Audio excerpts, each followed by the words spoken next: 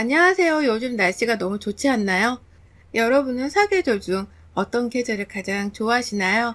저는 바로 봄입니다. 왠지 봄이 되면 기분이 하루 종일 좋은 듯 해요. 설레이고 향긋하고 따스한 햇살 때문인지 괜시레 기분이 들뜨는 것 같습니다. 이번 봄은 제게는 조금 더 특별해요. 하마터면 인생이 완전 구렁텅이에 빠질 뻔했던 위기에서 벗어나 완전 제대로 된 봄을 맞이하게 되었습니다. 그런 제 사연을 들어주시겠어요? 애랑이와 저는 동갑내기 커플로 연애를 무려 8년이나 했습니다. 처음 알게 된 건 28살에 지인들 소개로 친해졌었고, 그 이후로 밥도 먹고 함께 술도 마시면서 어울리다 30살에 서로의 마음을 확인하고 연애를 시작했죠. 연애를 시작하면서도 저희가 8년이나 연애를 할 줄은 꿈에도 몰랐어요. 남들은 하나둘씩 다 떠나가는 마당에 저희만 장기 연애를 하면서 고충도 많았습니다. 주변에서 귀에 딱지가 않도록 들었던 말이 너네는 왜 결혼을 안 해? 둘 다 비혼주의자야? 계속 주구장창 연애만 하게? 얘는 날 생각이 없는 거야? 너 벌써 노산이야 등등.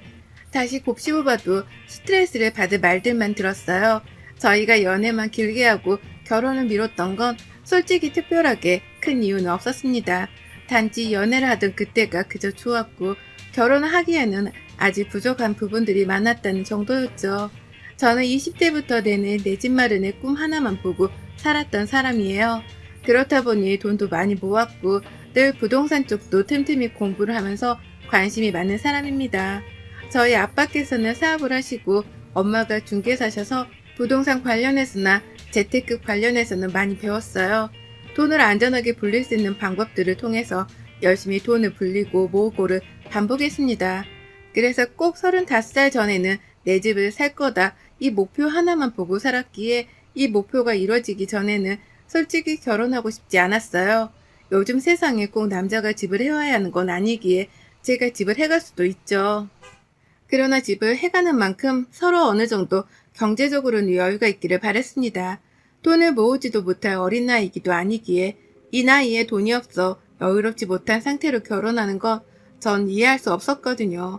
처음에는 이 정도로 가볍게 생각을 했었는데 애랑이와 연애를 지속하면서 알게 된 게 애랑이가 돈이 없다는 겁니다. 애랑이가 돈이 없는 이유는 우선 시부모에게 용돈도 주고 있는 걸로 알고 있었는데 무엇보다 돈을 모을 생각을 별로 하지 않는 사람이었어요. 이걸 연애 초반에 알았으니 다행인 거죠. 전 이 사실을 알고 바로 애랑이에게 적금을 똑바로 들으라고 말을 했습니다. 말로만 매번 결혼할 거네 뭐네 이러지 말고 정말 결혼하고 싶다면 내게 돈을 차곡차곡 모으는 걸 보여달라고 했죠. 그래서 매달 애랑이는 급여를 받고 어디에 어떻게 나갔고 어떻게 모으고 있는 건지를 제게 말해줬습니다. 그 덕에 연애 8년 동안 어느 정도는 모을 수 있었어요. 중간에 애랑이가 한 번씩 고가의 제품들을 사려고 들었지만 불필요한 소비라며 뜯어 말렸었죠. 그렇게 연애를 했지만 저 역시도 부족한 부분들이 있었습니다. 전 제 삶은 너무 타이트하게 살았던 사람이에요. 계획 세우는 걸 중시하기에 늘 계획대로 움직였고 여행 같은 건 여름휴가 말고는 꿈도 안 꾸고 그렇게 재미없는 인생을 살았었죠. 그냥 특별한 이유는 없었고 집에서 뒹굴뒹굴 하는 게 나름의 재미였습니다.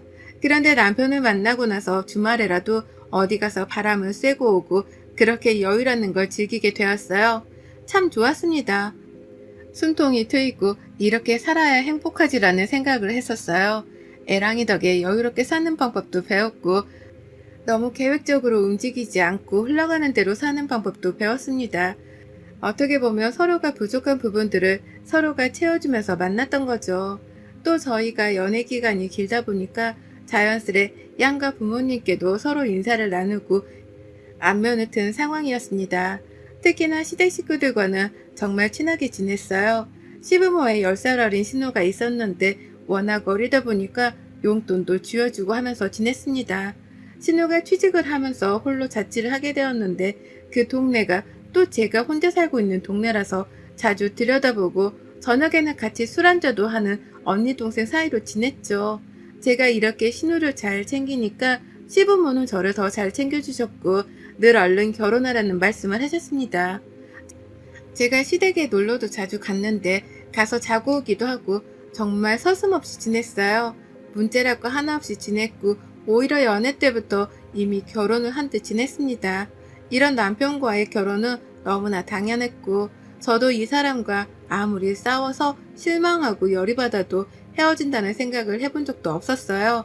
그만큼 서로에 대한 믿음이 있었고 관계에 대한 확신이 있었습니다. 8년이란 세월이 결코 쉽지는 않은데 저희는 결혼만 안 했지 거의 결혼한 부부처럼 지냈었죠. 약간의 걱정이 있었다면 노산이라는 부분이었습니다. 그래도 중간에 냉동난자를 해둬서 그거 하나 믿고 마음 편히 지냈어요. 제가 이 부분을 저희 친정엄마랑 상의를 한 적이 있습니다. 아이를 생각하며 서둘러 결혼해야 하나 싶은데 또 아이를 키우려면 여유가 있어야 하니 조금 더 저 사람도 나도 안정이 돼야 결혼을 하지 싶고 고민스럽다고 말이죠. 그러자 인생의 선배인 엄마께서는 이렇게 말씀을 해주셨어요. 요즘 생각이 너무 많은 거 있지? 엄마, 주변 친구들도 왜 결혼 안 하냐고 비혼이냐고 막 그러는 것도 스트레스 받고 진짜 노산이라서 나중에 아기를 못 가지면 어쩔까 싶고 그렇다고 아기 때문에 당장 결혼하는 것도 아닌 것 같고 막 그러네? 영주야, 네가 무슨 말 하는지 아는데 결국 네 인생의 주인공은 너야. 그런데 아기 때문에 네 모든 계획과 생각을 틀어버리는 건 엄마는 아니라고 생각해. 아기는 냉동난자도 해뒀고 만약 모든 방법을 동원해도 아기가 찾아오지 않는다면 그 또한 네 팔자고 인생이야. 그러니 모든 너의 계획을 아기에 초점을 두지 말고 너가 원하는 대로 생각한 대로 그렇게 하길 바래 엄마는. 그치? 나 지금 잘하고 있는 거 맞지? 그럼 엄마는 솔직히 다른 건 몰라도 네가 하는 결정이면 무조건 다 옳다고 손들어 주잖아. 그만큼 넌 신중한 애고 생각도 깊은 애야. 또 네가 결정한 걸 꼭 이루기 위해 노력도 하는 애란 걸 아니까 엄마는 걱정 하나 없어. 우리 딸은 역시 또 잘 해낼 거야. 너 스스로를 믿어봐, 영주야. 저를 너무 잘하시는 엄마께서는 이렇게 멋진 말씀을 해주셨어요. 엄마의 말을 들으니까 제 자신에게 확신이란 게 생겼습니다. 애랑이와도 중간에 대화를 많이 했었지만 저희는 딱 7년에서 8년 정도만 연애를 하면 이 정도 돈이 모일 거고 그 안에 제가 자가집을 매매할 거니까 대충 이렇게 하면 되겠다는 계획을 세웠죠. 그리고 7주년을 맞이하기 직전에 전 30평대 아파트를 매매하게 되었어요. 은행의 힘을 조금 빌리긴 했지만 20대, 30대를 바쳐서 마련한 내 명의의 내 집이다 보니까 감동이 벅차올랐습니다. 너무 행복하고 감동스러운 거 있죠? 집이 대체 뭐라고 그간의 세월 내내 이거 하나 보고 달려왔나 싶기도 하고 많은 생각이 들었습니다. 제가 집을 사자마자 남편에게 프로포즈를 가볍게 했어요. 그리고 저희는 드디어 결혼을 준비하게 되었죠. 집을 사고 리모델링과 인테리어 하는 시간도 꽤 걸리고 직장 예약도 그렇고 대략 8주년을 앞두고 식을 올리는 상황이 되었습니다. 저희는 양가 부모님들께 이 상황을 말씀드리고 결혼하겠다고 정식으로 말씀드렸어요. 워낙 양가 부모님들과 친숙하게 지냈기에 인사를 드리는 것도 어색하지 않았습니다. 드디어 상견례를 하게 되었고 분위기가 너무 좋아서 결국 상견례를 마치고 그 주 주말에는 온 가족들이 함께 여행을 가기도 했어요. 여행을 가서는 함께 이런저런 얘기도 하면서 그간 저희의 8년간의 연애에 대한 비하인드 스토리도 나왔죠. 이런 일도 있었지 저런 일도 있었지 하며 추억을 곱씹으며 너무 좋은 하루를 보냈습니다. 상견례 때도 대화를 했고 놀러가서도 대화를 한 결과 어떻게 결혼 준비를 할 것인지에 대한 건 다 정했어요. 제가 집이 있으니 가전들을 채우는 건 남편이 하기로 했고 가구는 함께 채우기로 했습니다. 감사하게도 저희 친정에서 큼직한 가전을 사주신다고 했고 시댁은 여유가 없으셔서 큰 건 아니고 소파를 사주신다고 하셨죠. 손사래를 치며 진짜 괜찮다고 했지만 딸아들 결혼시키는 부모가 이 정도도 못하겠냐며 말씀하셔서 감사히 받기로 했습니다. 이렇게 어느 정도 계획이 세워지니 하나씩 준비를 했어요. 집은 리모델링을 싹 하고 인테리어를 할 거였는데 전적으로 애랑이가 제게 맡긴다고 원하는 대로 꾸미고 하라고 해서 오케이를 했죠. 그래서 이 부분은 제가 전담을 해서 다 꾸미기로 했습니다. 사실 리모델링 비용과 인테리어 비용만 해도 꽤 나왔는데 이걸 또 애매하게 나누면 그게 더 깔끔하지 못할 것 같아서 집에 드는 비용은 전부 제 돈으로 해결을 했어요. 추후에 봤을 때 이렇게 하길 정말 잘했지 싶었습니다. 집에 공사하는 동안 예식장도 알아보고 스드메도 알아보고 가전 가구들도 알아보고 주말마다 정말 바빴어요. 우선 식장은 저희가 늘 원했던 곳이 있었는데 거기다 알아보던 날을 기준으로 8개월 뒤쯤 예약이 가능해서 그때를 예약을 해뒀습니다. 사실상 집 공사가 끝나야 뭘 채우고 하기에 두 번째로 중요했던 식장 예약을 하고는 한숨을 돌렸어요. 너무 주말마다 바쁘게 알아보고 쉼없이 사니까 서로 예민해지고 힘든 것 같아서 중간에 여행도 다녀왔습니다. 그 후 집 공사가 끝이 나고 저희는 알아봤던 가전 가구들을 집에 들이면서 본격적으로 결혼 준비에 다시 나섰어요. 정말 애랑이와 결혼하는구나 새삼 실감이 났던 것 같습니다. 순탄하게 결혼 준비를 하고 또 일을 하면서 그렇게 일상을 보내고 있었어요. 그러던 어느 날 시모가 전화가 왔습니다. 영준이 바쁜데 전화한 거 아닌가 모르겠네. 아니에요 어머님 말씀하셔도 괜찮아요. 통화 가능해요. 그 다름이 아니라 승현이 모르게 둘이 좀 만났으면 하는데 시간 언제가 괜찮겠니? 무슨 일 있으신 거예요 어머님? 우선은 저 오늘 퇴근하고도 괜찮아요. 그래 그러면 나 지금 승진네 집에 있으니까 퇴근하고 너네 집에서 좀 보자.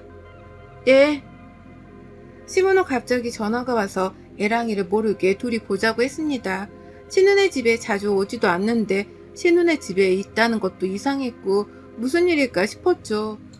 궁금함도 있고 기다리실까봐 퇴근 후 부랴부랴 집으로 향했고 시모랑 만나서 대화를 했습니다. 이걸 어떻게 얘기해야 할지 모르겠는데 에휴 승지가 임신을 했대. 그래서 결혼을 해야 할 것 같은데 지금 너네 결혼하고 얘까지 결혼하고 없는 살림이 너무 빠듯해서. 네? 아가씨가 임신을요? 세상에. 별소리를 다 해봤는데 곧 죽어도 나을 거라고 하는데 어떻게 말리겠니? 그리고 그게 맞기도 하고 근데 승지도 그렇고 사위델론도 그렇고 둘이 쥐뿔도 없어서 우리가 도와줘야 하거든. 정말 미안하지만 1,000,000원만 혹시 어떻게 융통이 어렵겠니? 1,000,000원이요? 어머님 아시겠지만 저도 이번에 집 사고 리모델링하고 결혼 준비하면서 진짜 돈이 없어요. 어떻게 좀 부탁할게. 어쩌냐 그러면 방법이 없는데 어쩌겠냐. 시모의 말에 전 너무 충격을 받았습니다. 그 어리게만 보였던 신우가 임신했다는 것도 놀라웠고 무엇보다 만나던 남자친구가 어떤 사람인지를 알아서 놀랐어요. 신우와 매일같이 싸우면서도 욕도 서슴없이 하던 약간의 폭력성을 보이던 사람이라서 제가 별로 좋아하지 않았습니다. 그런데 그런 사람과 결혼한다고 하니 진심으로 걱정이 되었죠. 더군다나 신우가 1,000,000원까지 달라고 하니 마음이 너무 불편했습니다. 사실 돈은 있었어요. 그치만 아직 결혼한 것도 아니고 했다고 한들 적은 돈도 아닌 1,000,000원을 쉽게 주는 건 아니라고 생각했습니다. 돈에 장사 없잖아요. 저는 적당히 돈이 정말 없다는 핑계로 거절을 했고 가셨습니다. 그리고 남편에게 이 사실을 절대 말하지 말라고 신신당부를 하셨는데 대체 왜 말하지 말라는 건지 모르겠었죠. 그래도 말을 하는 게 맞지 않을까 싶기도 했지만 본인들이 말할 기회를 주는 게 맞다고 생각을 해서 굳이 말하진 않았습니다. 전화 이후 시모노 영주야 라며 제 이름을 불러주고 상냥했던 모습과는 다르게 변했어요. 뭔가 퉁명스러워졌고 저에게 불만이 가득한 듯 보였습니다. 그런 시모의 모습에 제가 더 상처를 받기도 했지만 괜찮았어요. 그렇다고 해서 1,000,000원을 줄 건 아니었으니 말이죠. 그런데 이상한 게 있었습니다. 이런저런 별의별 얘기를 다 터놓는 신우인데 이상하게 이 얘기를 제게 터놓지 않는 거예요. 그리고 표정이 별로 어두워 보이지도 않고 뭔가 이상했습니다. 늘 신우랑 미래에 대한 얘기를 했기에 신우의 방향성과 성향을 너무 잘 알았거든요. 그래서 알았었죠. 이렇게 준비가 안 된 상태에서의 결혼은 절대 하지 않은 신우인데 대체 어떻게 된 걸까? 솔직히 그게 제일 궁금했어요. 제게 터놓겠지 말하겠지 그렇게 기다렸는데 아무리 기다려도 신우는 말을 하지 않았습니다. 심지어는 제가 떠봐도 말을 하지 않았죠. 이때 5만 가지 생각이 다 들었던 것 같습니다. 제가 믿음직스럽지 못한 건지, 못 믿는 건지, 또는 꽁꽁 숨기고 싶은 건지, 왜 그럴까 별의별 생각이 다 들었죠. 결국 신우에게는 꽤 오래도록 얘기를 듣지 못했고, 제가 먼저 신우에게 말을 꺼냈어요. 어머님, 저예요. 잘 지내고 계시죠? 왜 전화했니? 다름이 아니라 아가씨 괜찮은가 해서요. 도통 저한테 말을 안 해서 물어볼 수도 없고 걱정스러워서요. 예, 내가 말했지. 티내지 말라고. 승지 걔가 말 안 하는 건 다 이유가 있는 건데 네가 알고 있다는 거 알면 걔가 좋겠니? 절대 티내지 마. 알겠어? 네, 그럼요. 먼저 티내지는 않을 건데 아가씨 괜찮은 거죠? 괜찮기는 무슨. 돈이 없으니 뭘 하지도 못하고 서로 답답한 상황이다. 진짜로 돈이 웬수다 정말.